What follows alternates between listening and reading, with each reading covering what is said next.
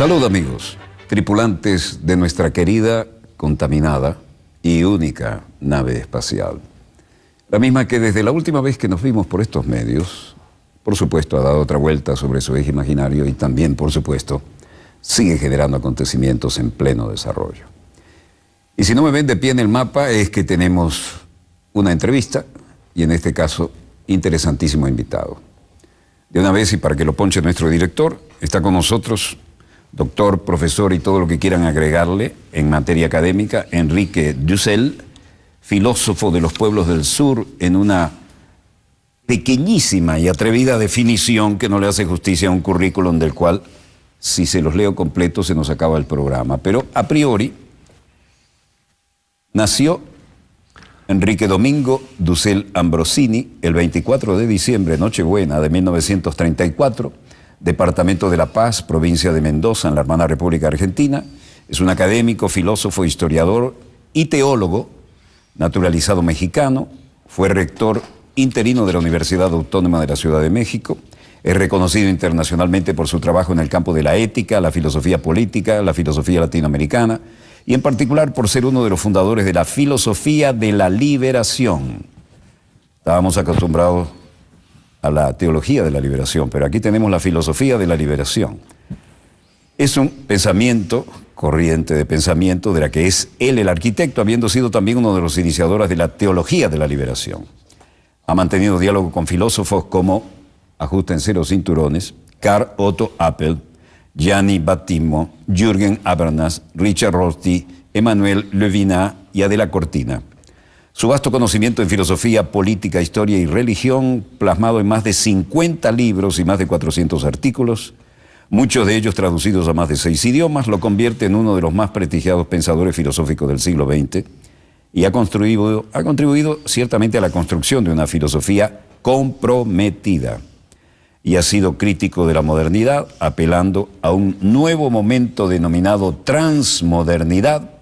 También ha sido crítico del helenocentrismo y del eurocentrismo y del occidentalismo, y defiende la postura filosófica que ha sido denominada bajo el rótulo de giro descolonizador o giro descolonial. Investigador nacional emérito.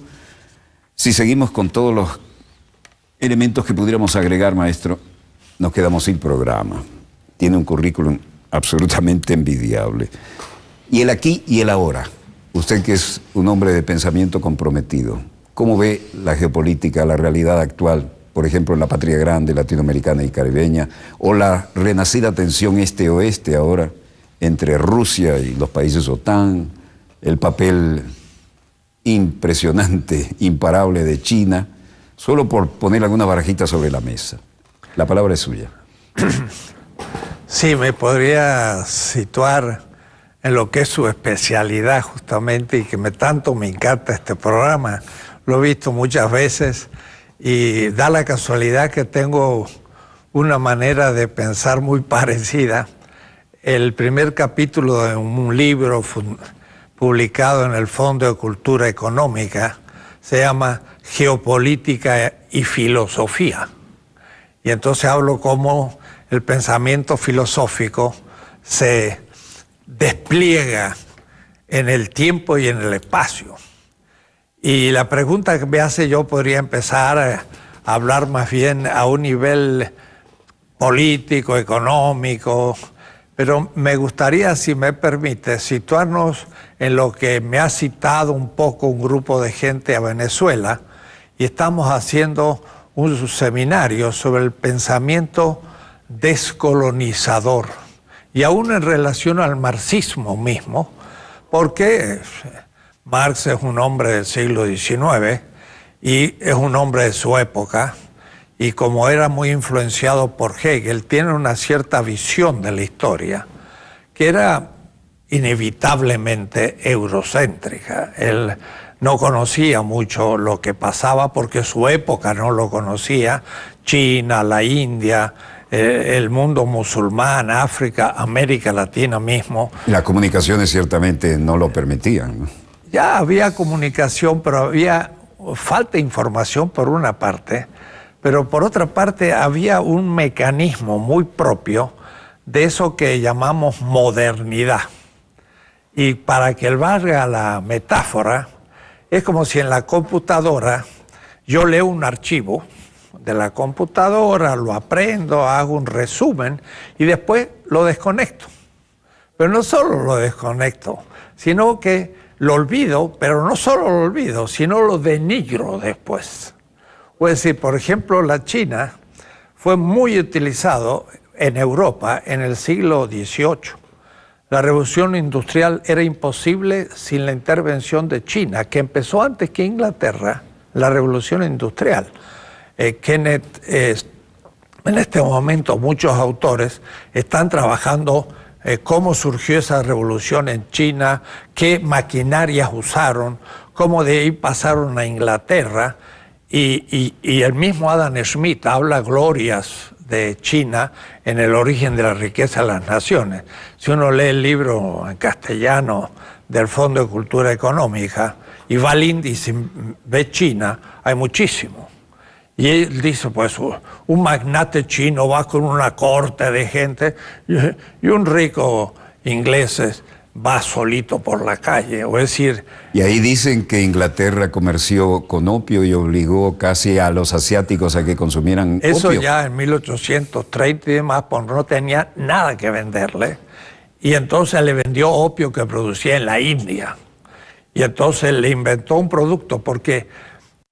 Desde el siglo XVI hasta el XVIII, Europa no le pudo vender a Chile nada.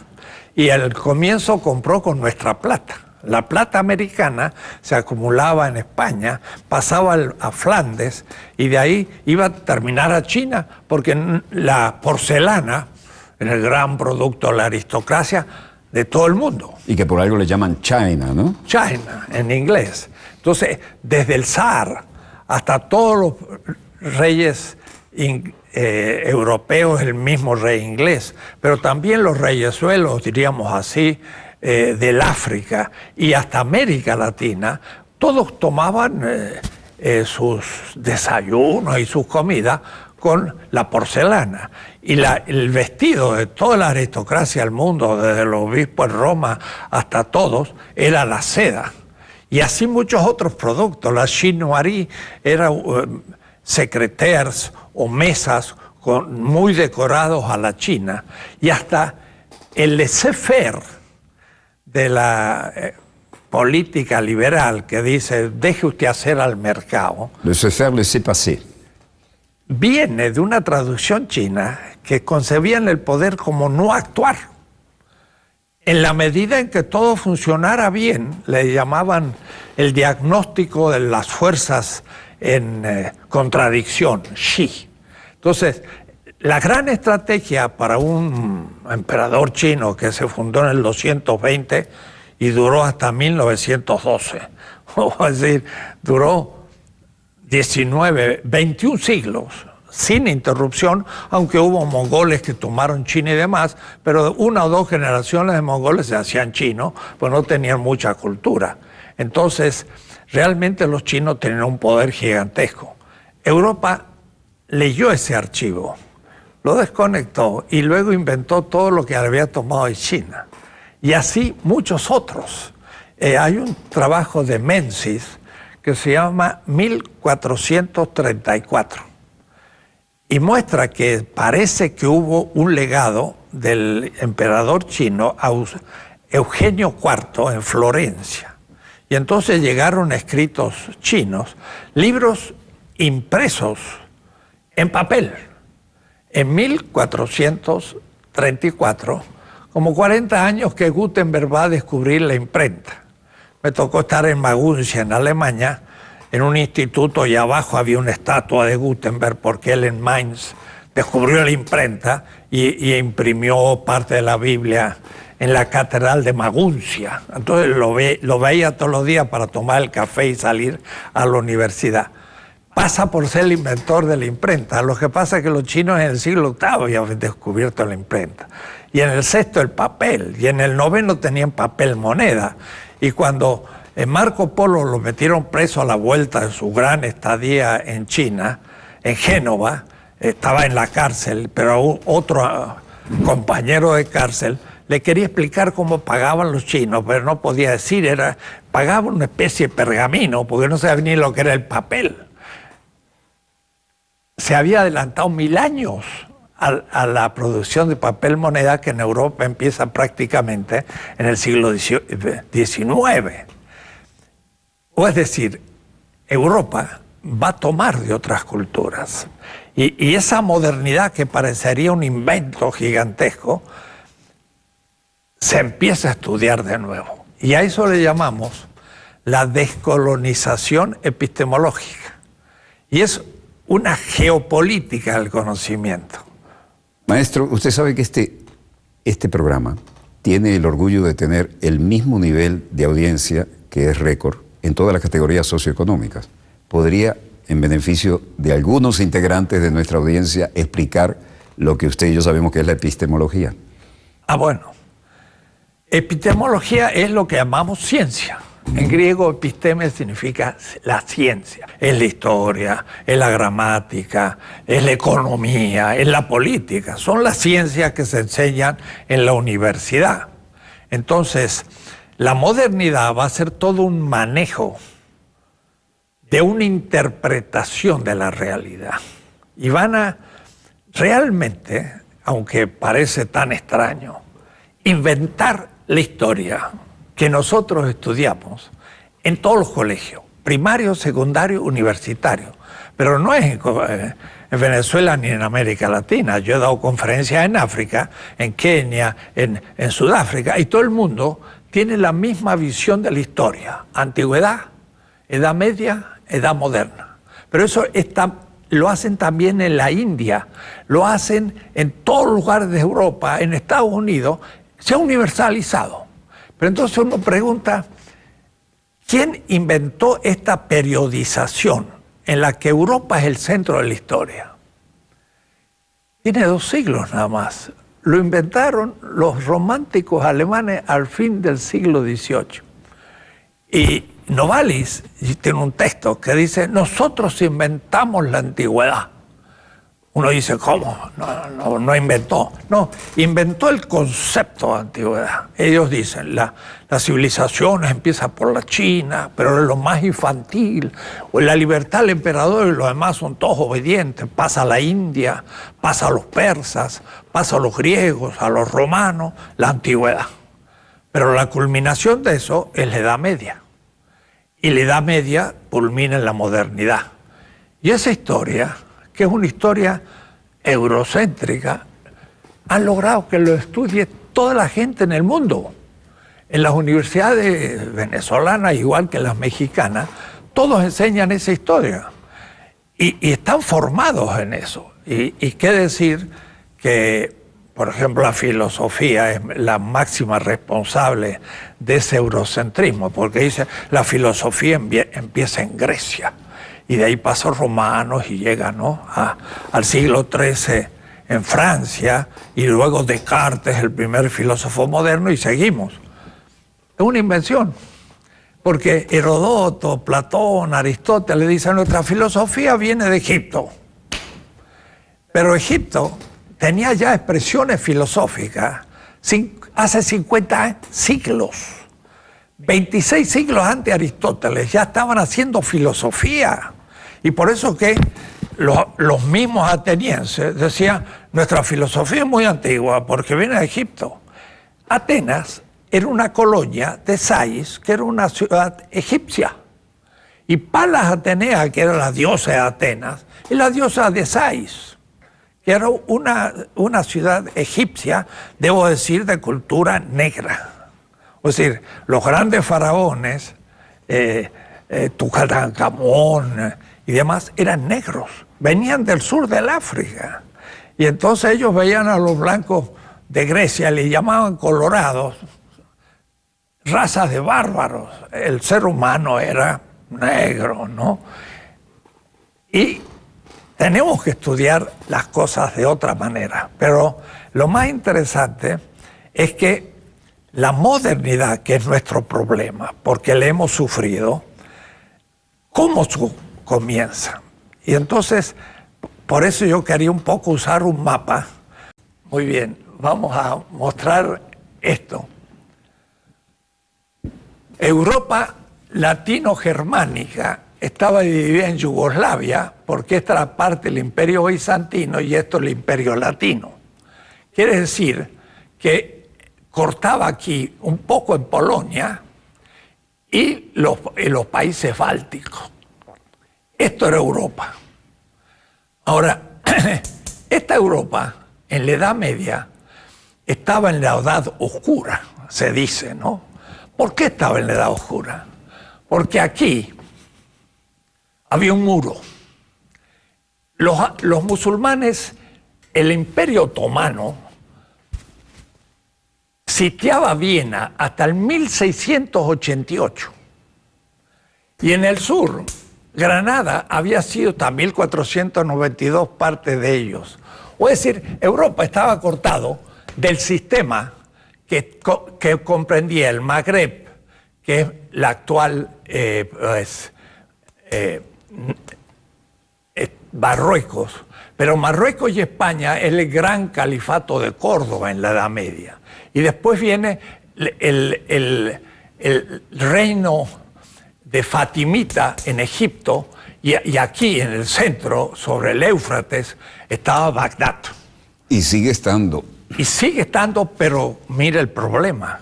La historia del siglo XXI-XXII no va a poder dejar de decir que los bárbaros del siglo XXI destruyeron a Bagdad.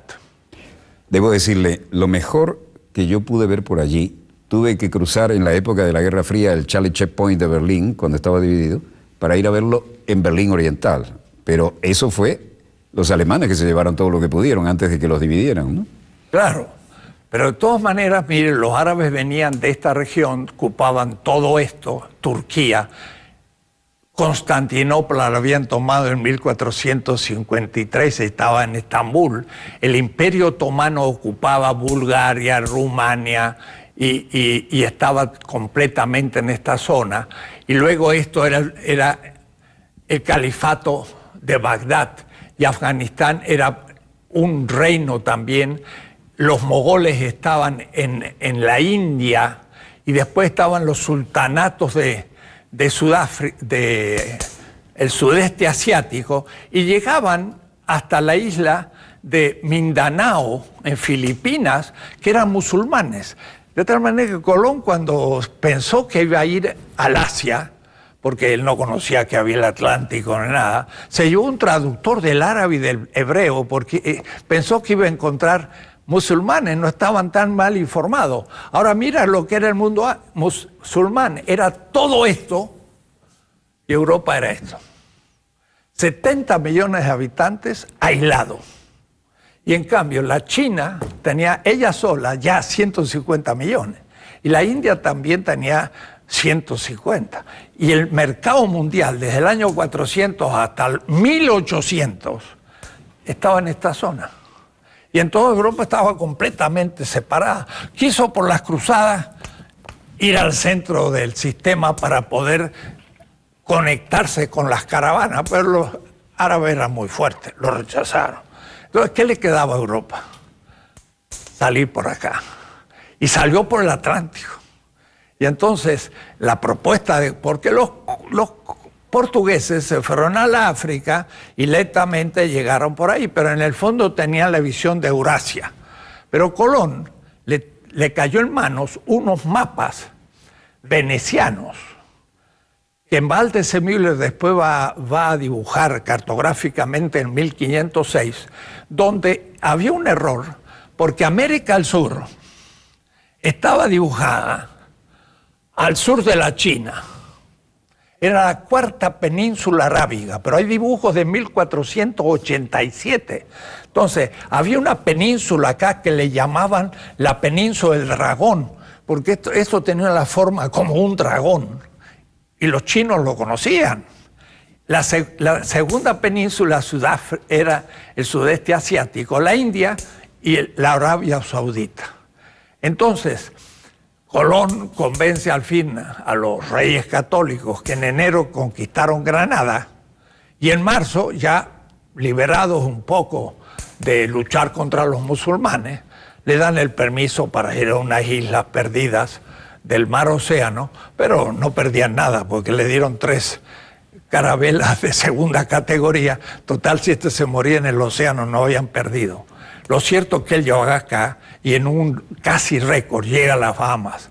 Pero lo más interesante que Colón escribe en el diario a bordo: estoy cerca de las tierras del Gran Khan. Y el Gran Khan eran todos los reinos de la Siberia. Entonces él creía que había llegado acá a la China. Pero eso en el primer viaje. En el cuarto viaje, 1503, llegó a Panamá. Y los indígenas le hicieron del otro lado de un mar. Entonces le puso el Mar del Sur y escribió: estamos a 10 días de navegación del Ganges. Es decir, él creía que estaba en la península aquí y en 10 días iba a llegar a la India. Y estaba en Panamá. Américo Vespucci dice que salió en nombre de Portugal y dijo un nuevo mundo. Pero salió a las 4 penínsulas y llegó al Brasil, se fue para abajo, pasó el Ecuador y esto era más grande de lo que pensaba. Y llegó hasta la Patagonia y vio las huellas de los indios que se ponían cueros en los pies y dijo: estos son los gigantes. Y dijo un nuevo mundo, pero no era América todavía. Lo cierto es que la pequeña Europa, de pronto en un siglo, multiplica por 3 su territorio. Y tiene millones de indígenas, los que quedan después de la devastación, que trabaja para Europa. El mundo árabe, China, la India, no tiene estos recursos nuevos. Y después, en 1546, descubren grandes minas de plata. La más grande de todo en Potosí, en Bolivia. 20.000 toneladas de plata en el siglo XVI. Esto devalúa la plata en todo el mundo. Entonces, cuando yo voy a los árabes, les digo: ustedes, el siglo XVI, ¿qué les pasó? No saben lo que les pasó. ¿Qué pasó? ¿Por qué desapareció el mundo árabe? Le digo: mire, simplemente, los árabes eran el centro del mundo antes. Ahora los océanos son el centro del mundo, ustedes han quedado rodeados adentro. Además, la moneda que tenía se devaluó. Entonces tenían 10 monedas en el 1500 y en el 1600 valía una. América Latina explica la decadencia del mundo árabe. No lo habían pensado, pero es notable. Además, yo le digo a los árabes: ¿cómo ustedes no descubrieron América, que los tenían a un paso? No se explican. O es decir, hay ciertas preguntas que nunca lo han pensado. Esta expansión de Europa a América es el comienzo de la modernidad. Esta Europa subdesarrollada, periférica del gran continente euroasiático, fuera de las caravanas, científicamente en cero. En Bagdad estaba el centro de la sabiduría, la matemática. Nosotros usamos los números árabes. La gente dice: ¿por qué le pusieron árabe? Porque en Bagdad había la gran escuela matemática, eran aristotélicos. Alepo, Trípoli, no sale Alepo. Lo están bombardeando hoy. En el siglo VIII, Aristóteles llegó a Alepo, traducido del griego al árabe, y ahí empezó Aristóteles a funcionar en Alepo, que era el mundo árabe. Era el pensamiento científico, matemático, astronómico. Y entonces aquella cultura era el centro de la historia, pero se conectará después con China y la China tomará el relevo. Europa estaba fuera del sistema.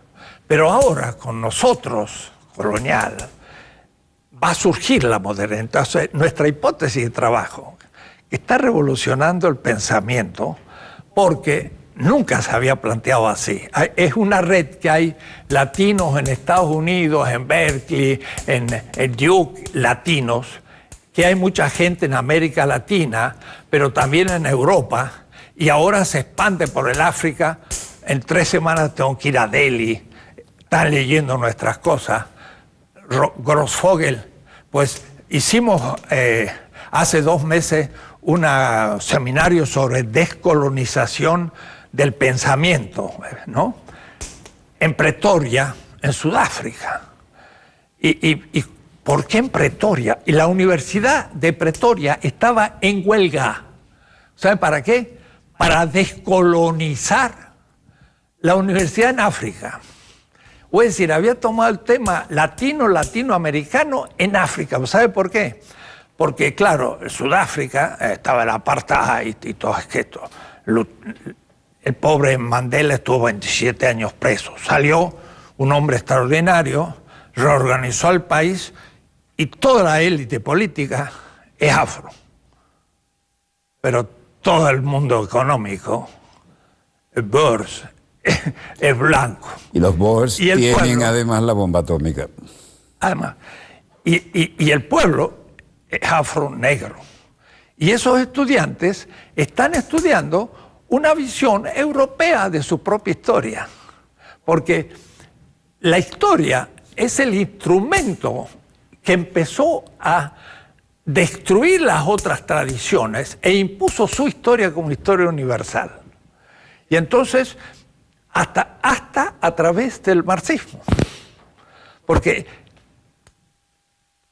la revolución marxista de Mao en China, aunque la verdad que él conocía a Wang Yanmin, que era un confuciano, y muchas veces decía Marx, pero lo que decía era Wang Yanmin, porque era un maestro de escuela, pero que sabía su tradición. Sin embargo, modernizan China y creen que todo lo anterior es burgués. Y la revolución cultural destruye el pasado. Y entonces la China, que había sido un esplendor durante 20 siglos, de pronto se quedó sin historia. Ahora, me decía el otro día Walter Miñolo, un colega, están haciendo 2000 museos en distintos puntos de China para recuperar su historia. Vuelven a... ¿Tan así se la borraron a los chinos? Mira, he estado en Pekín y se muestra un lugar donde estaba la dinastía Ming, y a mí me llamó la atención. Eran todas paredes sin ninguna decoración, parecía una cosa franciscana. Digo, uy, qué ascético que eran estos. Dice, no, lo que pasa es que la revolución cultural quemó todo. Y si no lo quemaron, lo descartaron como cosa perimida. Pero no sabían lo que habían hecho antes, ¿no? Y ahora sí, ya lo van recuperando. Pero entonces, el tema es que durante 3 siglos, España primero, pero después pasó hacia el norte, usufructó América Latina. Pero el África y el Asia tenía unos puntos en Angola, en Mozambique, pero no había hecho la conquista territorial. Eso lo va a hacer en África al fin del siglo XIX. Y la India, por ejemplo, va a ser ocupada en 1780. Es decir, que prácticamente 18. Y es con la revolución industrial. Porque el África y el Asia tenía caballos y tenía armas de hierro. Nuestros indígenas no tenían caballos ni armas de hierro. Y a los españoles... cascos. Tenían cascos. Ah, claro, tenían la misma... No, lo que manejaban el hierro. Digo. Ese era un fenómeno en el campo de batalla. Claro, total. Los hoplitas entre los griegos, pero también ellos, por supuesto. Y entonces, no pudieron hacer las colonias hasta la revolución industrial. Ahí sí le ganaron, pues tenían armas ahora de fuego y empezaron a tener barcos de otro tipo, y entonces ocuparon el África y Asia. ¿Y el papel del Imperio Británico ahí? Fundamental, porque aquí lo que llamamos nosotros la diferencia imperial va a pasar de Portugal y España a Flandes. Porque los holandeses van a tomar parte del Brasil, van a tomar las colonias de Angola, van a llegar hasta Japón. Entonces, los holandeses... Y alguna islita en el Caribe también. Bueno, tenemos Curazao, 3 de enfrente. Curazao y demás.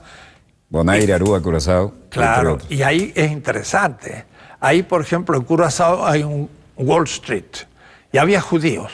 Pero eran los judíos expulsados por los reyes católicos de España, que se fueron a Portugal, se fueron a Flandes, y están en Curazao. Y esos mismos se fueron a Nueva, diríamos, Holanda, y fundaron Nueva Ámsterdam. Pero cuando los ingleses vencieron a los holandeses, se transformó en New England y en New York. Entonces los judíos de New York, que era Nueva Ámsterdam, vienen de España, eran sefarditas y son más antiguos que los anglos. Ahora, claro, los judíos también es un clan comercial que tiene 25 más 30 siglos, que empieza desde el exilio de Babilonia y se va extendiendo, ¿no? Hay toda una cultura que no sé por qué no se subraya suficiente en los textos modernos. ¿Qué pasó ahí? ¿Cuál es su opinión? ¿Cuál? La de la influencia del pueblo judío en todo esto y sus intereses. Mire, Kautsky, en un libro que se llama El origen del cristianismo, dice algo muy interesante. Dice, en el exilio en Babilonia, los judíos dejaron su tierra y para recordarla la escribieron. Y ahí escriben lo que se llamaría el Antiguo El paraíso, la leche, la miel. Era la ley, los libros históricos, los profetas y los salmos y toda la Biblia, diríamos. Pero después se extendieron en el imperio persa. Y cuando vinieron los griegos, se extendieron por todo el imperio griego que llegaba hasta el Indo. Y cuando llegaron los romanos, se extendieron por el imperio romano. Y entonces siguieron ellos siendo grandes comerciantes. Y se adaptaron a cada una de las cadenas de mando. Claro. Y además, mire qué interesante, como ellos adoraban un Dios Yahvé del Israel primitivo, lo seguían adorando en sus sinagogas en todas partes. Y entonces ese Dios propio está en todas partes. Era un Dios universal. Y ahí sale el monoteísmo de Israel, de donde va a salir el cristianismo. El cristianismo. Porque en todos lugares había otros dioses, pero el de ellos estaba en todas. En fin, esa es una historia que también se puede... Apasionante. Contar. Pero esta modernidad es el tema, porque la pequeña Europa parte después a Flandes y después Inglaterra vence. Ahora, la posición de Inglaterra es fundamental. Inglaterra y Japón son las dos islas de Eurasia. Y Inglaterra era un país poco poblado, con una monarquía muy débil, y entonces el continente estaba en lucha de religiones y todos huían a Inglaterra. Y ahí nadie atacaba porque era una isla perdida, pero en el nuevo centro geopolítico moderno, que es el Atlántico Norte, que descubrió Colón, pero este era el Atlántico tropical. Y el de Brasil es de Portugal a Brasil, porque las corrientes van así, entonces no podían andar por aquí, tenían que ir a Brasil, y de ahí recién iban a África y llegaban a Goa, y llegaban hasta el Japón los portugueses. Entonces la modernidad fue una expansión lenta de Europa que con la revolución industrial se impone a todo el mundo. Pero el tema nuestro es que imponen una narrativa, pero una narrativa que es retórica, o es decir, va a demostrar que Europa, y eso es Hegel explícito, dice Hegel, la historia va del este hacia el oeste, geopolítico, y Europa es el centro y el fin de la historia universal. Y entonces la antigüedad es el fundamento, la Edad Media es una edad difícil, y luego es la modernidad donde el espíritu germano eclosiona como espíritu universal. Y todavía en la Ilustración dicen, el sur de Europa era, porque no hace la revolución industrial. Grecia, Italia, España, Portugal, se quedan en el Mediterráneo. El norte de Europa va a ser ahora industrial. Y ahí Inglaterra va a ser el centro, porque es una isla. Entonces son puros puertos. Y es una isla donde los Scottish, los presbiteranos, Glasgow, Estocolmo no, no importa, los calvinistas son muy importantes porque Calvino se las arregla para hacer una interpretación de la Biblia que impedía a los cristianos y a los judíos dar préstamos al hermano, porque no había que explotar al hermano. Pero entonces en la Edad Media, por ejemplo, un cristiano no podía prestar a un hermano, pero un judío no era hermano. Entonces le asignaban la función de que él prestara. O es decir, lo enriquecieron los judíos para que cumplieran esa función pecaminosa, ¿no? Pero Calvino se la arregló para cambiar ese texto del Deuteronomio. Dijo, no, se puede prestar 5%.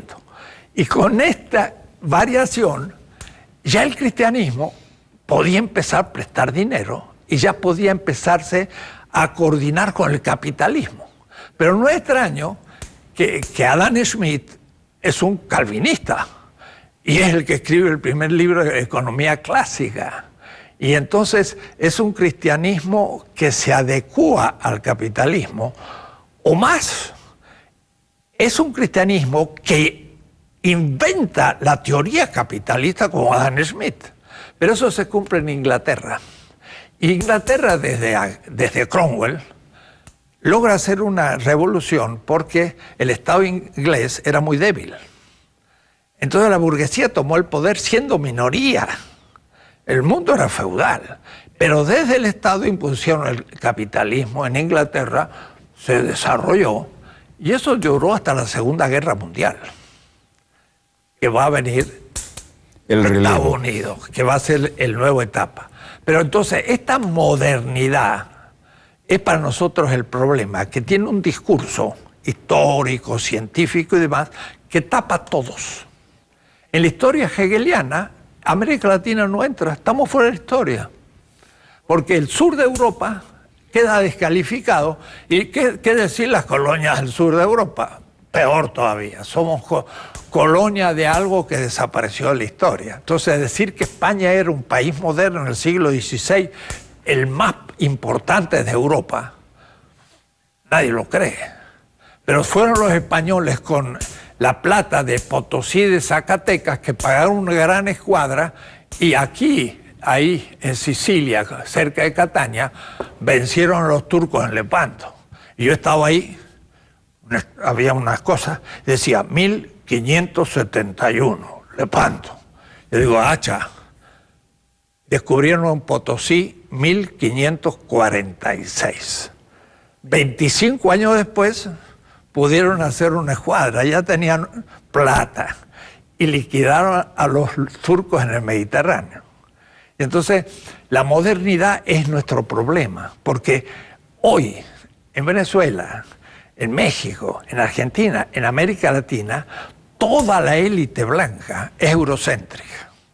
Sí. Esa visión de la historia, esa visión de la filosofía, de la ciencia, es la propia. Y creen que es de ellos y nuestra. Entonces nuestros estudiantes quieren ir a Europa o a Estados Unidos para sacar doctorados, vuelven, ganan concursos y cada uno compite a ver quién es más eurocéntrico que el otro y no conocen nada de América Latina. Ese es un temazo, perdóneme la expresión. Quisiera que usted, con su autoridad académica, abundara en ese tema. Ese desarraigo intelectual, esa orientación que va negando las propias raíces, ¿no? Es tremendo, porque en nuestra universidad, y por eso en Venezuela, gran parte de la gente que no entiende lo que puede significar una liberación de un pueblo, que es despreciado por un cierto racismo blanco, por un cierto machismo también, que es también colonial, pero sobre todo es intelectual, porque nosotros hoy damos becas para ir a Europa, estudian allá, sacan un doctorado, vuelven y hacen un concurso, ganan el concurso y van a enseñar lo que aprendieron, van a enseñar lo que dice Kant. Pero Kant vivió en Königsberg, aquí se llama Kaliningrado, que era parte de Lituania y ahora es Rusia. Pues si vivía en el Báltico, para entender el mundo de Kant hay que reconstruir muchas cosas, porque hay que ir al siglo XVIII del Báltico. De paso, mire, el próximo año, 2017, va a ser 500 aniversario de la Reforma Luterana. Y Lutero puso las 95 tesis en Wittenberg. Y yo di una conferencia como a 50 teólogos alemanes, norteamericanos de Yale y brasileños, donde hay muchos luteranos, y les hice una historia. Y entonces les dije, miren, si no se hubiese descubierto el Atlántico y América, Lutero hubiese sido un heresiarca de segundo en Europa sin significación. Me miraron. Digo, el norte de Europa no se podía separar de Roma, porque después de aquí estaba la nada, estaban los osos polares. Entonces, o se comunicaban con Roma o quedaban fuera del mundo. Entonces, todo el comercio iba a Italia, que era como la penetración en el Mediterráneo, Amalfi, Génova, Venecia, y estos iban hasta Antioquía, y de ahí salían las caravanas por la ruta de la seda hasta llegar a China. Entonces, el Mediterráneo era el centro de Europa, el sur. Y había una iglesia muy poderosa. Mira lo que voy a decir ahora. Cuando se descubre el Atlántico, el Báltico se conecta al centro geopolítico. No necesita Roma. El norte de Europa dice no necesita Europa y se hace luterana. Pero entonces, mire, surge algo que nadie lo piensa. Surge la Iglesia Católica. La Iglesia Católica no es la medieval. Es una iglesia moderna, se funda en Trento. Se funda en el Concilio de Trento. Trento, 1560. Y la ¿Con qué argumento puede desarrollar usted esa idea que es muy interesante? Porque de Trento para acá. Claro, porque Roma estaba en el centro del Mediterráneo, que era el centro de Europa. Sí. Porque estaba en el sur. Era el Mare Nostrum. Una vez que se descubre el Atlántico, es la muerte del Mediterráneo. Entonces, un gran historiador, Brodel, de la Escuela de los Anales, escribió Felipe II y el Mediterráneo y mucho. Pero un alumno de él, que fue mi profesor en la Sorbona, se llama Pierre Chonu, escribió 7 tomos, Sevilla y el Atlántico. Y entonces yo me di cuenta que ahí había algo. La modernidad es la muerte del Mediterráneo y el nacimiento del Atlántico. Y mire, ahora Inglaterra queda bien situada, antes era Roma. ¡Pua! Un cambio total. Y el norte de Europa se hace industrial y se hace luterano, etc. No deja de ser cristiandades, o decir que es una inversión del cristianismo. Porque el cristianismo que nace en el Medio Oriente es crítico al imperio. Y el fundador del cristianismo lo pusieron en la silla eléctrica, que era la cruz. No era un signo religioso, ahí estaba Espartaco.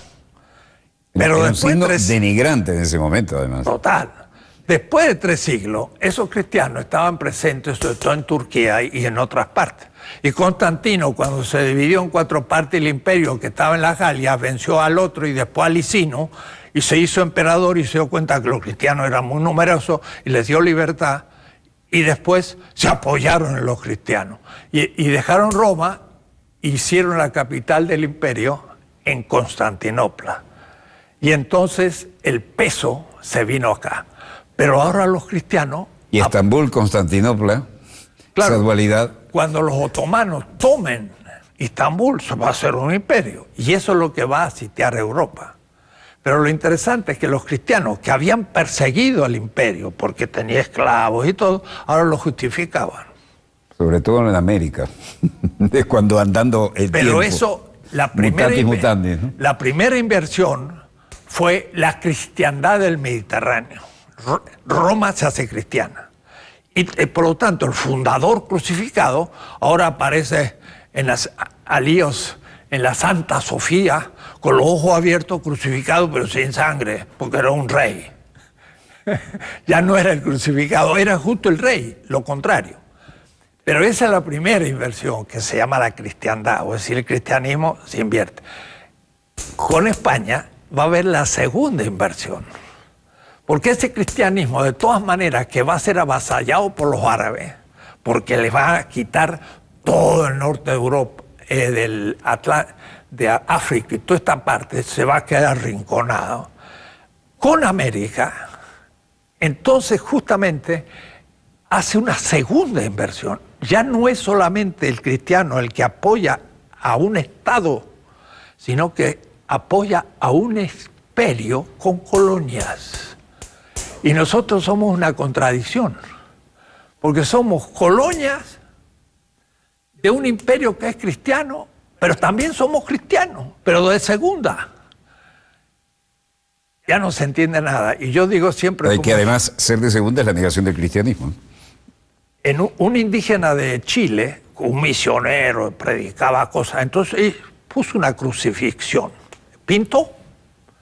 Entonces puso en la cruz a un indio. Y el soldado era español. Entonces el misionero dice, no, pero sí, Jesús no era indio. Y le dice, usted me dijo que Jesús era inocente y era un hombre bueno y luchaba por la gente. Es un indio. Y usted me dijo que eran los soldados romanos que mataron al justo, si nos están matando a nosotros. O es decir, ese entendió el cristianismo, pero tenía entonces que invertir la cosa de nuevo. Extrapoló perfecto. Claro, bueno, pero entonces, para nosotros el tema es descolonizar la interpretación de la historia y de la filosofía, por ejemplo. Porque Hegel, en 1818 al 31, cuando es profesor en Berlín, hace una visión de Europa y una visión de la filosofía, que es el primero, en que Europa queda como centro y fin de la historia. Y eso se lo cree todo el mundo, y aún aquellos que están en contra de Europa, cuya aspiración es llegar a ser como Europa para vencer a Europa. La misma Unión Soviética, el zarismo, era una Europa periférica, cuyo ideal era superar a Europa. Y muchas veces los líderes de la Unión Soviética decían, vamos a superar a Europa. Ese era el ideal. Pues entonces que decir que ya habían asimilado a la modernidad y eran modernos porque estaban funcionando según ese mito de la modernidad. Bueno, llegaron hasta la mitad de Berlín, ¿no? Claro, entonces es un tema novedosísimo. Sí, señor. Y que interesa a todo el mundo, porque todos fueron negados en su historia y sufrieron un colonialismo. La China no fue colonia militar, y sí en parte, porque tuvo Japón y tuvo Francia y tuvo también, pero era inmenso y resistió. Pero sí fue colonizado epistemológicamente, es decir, científica, universitariamente. Y nuestros profesores, después de estudiar en Europa, vienen y... Pero si un estudiante quiere empezar a estudiar la historia propia y llega a querer hacer un doctorado, dice, yo quiero hacer un doctorado sobre un pensador colombiano o venezolano. Entonces los profesores dicen, pues no hay ningún especialista, no puede hacerlo. Tiene que hacerlo sobre un autor norteamericano o europeo porque tenemos especialistas. Entonces no se puede formar. Y si no se puede formar ahí, ¿dónde se va a formar? ¿Quién va a recuperar nuestra historia? ¿Y quién va a hacer una historia que nos permita desarrollarnos ante este enorme peso de esto que llamaríamos geopolítica del conocimiento? ¿Se da cuenta? Es dominador, no a nivel económico, no a nivel militar. Por supuesto que Estados Unidos es el poder militar y nosotros no podemos hacer nada. No a un nivel, pero a un nivel teórico, científico, también nos dominan. ¿Qué papel juegan los modernos medios de comunicación que son masivos e internacionales? Claro, y todas las grandes mitos, referencias, todo, son eurocéntricas. Entonces, partimos de los griegos, que es una invención alemana romántica, que piensan que ahí se originó, después pasó a Roma, pasó a la Edad Media y culminó en París, y después Ámsterdam está en Bélgica, está ahí en Holanda. Y Descartes es un filósofo, el primero, pero escribió el discurso del método en 1636, un siglo y medio después del descubrimiento de América. Entonces, los grandes problemas filosóficos no fue ese, era cuando llegaron a América se dijeron, estos indios son seres humanos. Es un tema filosófico fundamental, porque ¿son hombres o no son hombres? Y dijeron, sí son, pero sus costumbres lo han vuelto bestiales. Entonces son como niños. Y entonces el mismo Kant va a definir la ilustración. Va a decir, la ilustración es una salida de un estado de inmadurez. Era como el indio. Pero el mismo inmaduro no quiere civilizarse, se opone. ¿Y qué significa civilizarse? Entonces dice Hegel, los ingleses se transformaron en los misioneros, una palabrita religiosa, de la civilización en el mundo. Y entonces, ahí estamos. Entonces, el problema es que ahora estamos haciendo... Esos misioneros llevaron la droga china. Todavía me acuerdo, a veces me acuerdo de citar eso porque lo tengo grabado acá, ¿no? Primera vez que estoy en Hong Kong. ¿Sí le parece? Voy al parque de los... Adelante, porque estamos terminando, ¿no? Voy al parque de los ingleses, que todavía se llama así, y a la entrada, gran letrero metálico que dice prohibido entrar con perros y con chinos. Y yo le digo, pero ¿cómo ustedes son capaces de aguantar esto? ¿Por qué no han sacado ese letrero? Dice, porque los queremos ahí para no olvidar lo que nos hicieron. Prohibido entrar con perros y con chinos.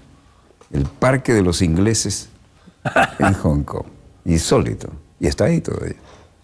Sí, esto es una tarea muy difícil porque hay que recuperar archivos olvidados y entonces el pensamiento postmoderno, así llamado, fue una crítica de Europa a sí misma, pero todavía eurocéntrica. Y nosotros queremos hablar más bien de algo que va a ir más allá de la modernidad y una crítica de esa modernidad. Los jóvenes cuando descubren esto se entusiasman porque se dan cuenta que es una novedad y es cosas nuevas, hay que ponerse a estudiar y no estamos repitiendo, estamos inventando.